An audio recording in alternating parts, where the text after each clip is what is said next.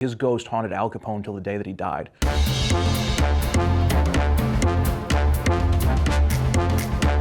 All right, so it's Chicago 1929, right? Al Capone needs to condense his empire. He's got a rival named George Bugs Moran. I think his name was George. I'm not really positive. It doesn't matter. It's early in the morning when we're filming this. Point is, Bugs Moran gets a phone call, right, that says, hey, we got a truckload of liquor that you can buy at half price. It's stolen, bing, bing, bing. Come out to this garage. So he says, great, I'll meet you out there with some of my boys. So he sends his boys ahead. They get all lined up. They're waiting for Bugs and waiting for the liquor to show up, right?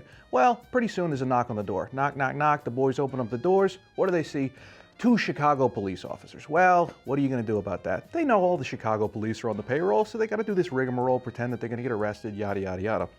So the cops come in, they line them up against a wall, and wouldn't you know it, the cops then proceed to unload 2 Chicago typewriters or 45 caliber carbine Thompson machine guns. That's Alan Rothenberg, one of our tour guides with Ghost City Tours. He knows more about ghosts and history than pretty much anybody I've ever met. They made sure these guys were not coming back because they swept like this when they shot them. They gunned down 7 men right there in this garage in Chicago. So it turns out the cops weren't cops at all. They were actually Al Capone's guys in disguise. They were there to kill these guys and ideally kill Bugs Moran as well so that Capone could consolidate his control over all of Chicago. Well, it didn't quite work out because Bugs Moran was late to the meeting. And by the time he got there, he saw a cop car parked out front. He said, to hell with this. He goes around the corner, has a cup of coffee, and that decision saved Bugs Moran's life. 6 of the 7 guys die immediately at the scene. One of them even gets a shotgun blast to the head. The 7th guy survives long enough to go to the hospital, and the police show up, the real police this time, to question him. And you know what he says? I fell on the bullets. Nobody shot me. They don't tell. They're loyal to the end. It's a great story, but is it true? This is Claire White. She's the Senior Director of Education at the Mob Museum in Las Vegas. More of an expert than I am on the topic. There are so many versions of what the victim, Frank Gusenberg, said to the police. Some say that he said he fell on bullets. There's people who say that he said, no one shot me. There's a lot of speculation about whether he even spoke to the cops at all. We'll never know exactly because the police officers who reported this, you know, there wasn't more than one of them at the room at any one time. So Al Capone consolidates his control over the city of Chicago, and the garage just keeps being a garage. Because in 1929, you know, they didn't bother pulling bullets out of walls or repairing things after 7 people got murdered on them, because that would be a waste of money. So they just left this brick wall up splattered with blood and bullet holes.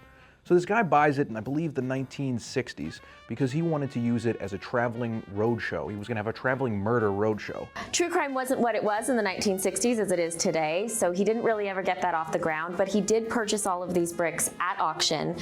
For a long time, he had them on display in his nightclub in Vancouver. What Claire doesn't mention is that they were actually on display in the men's room, covered with plexiglass so that patrons could attempt to pee on the bullet holes.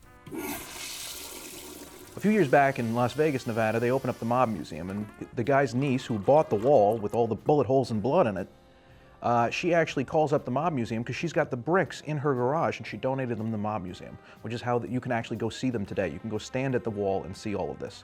And you can really feel a weird darkness because 7 people lost their lives staring at these bricks that you're looking at now. We're very lucky in that Patey had the bricks lettered and numbered so that they can essentially be reconstructed as they were. So these were reconstructed exactly as they stood in the garage. You'll see that the Mob Museum is still missing a few of the bricks, so that's where we see these little felt squares. But this is the majority of the bricks from that original wall. But that's not where the ghost story ends. You see, years after the massacre, Al Capone was rotting away in Alcatraz for income tax evasion. And late at night, he could be heard screaming, "Leave me alone, Jimmy."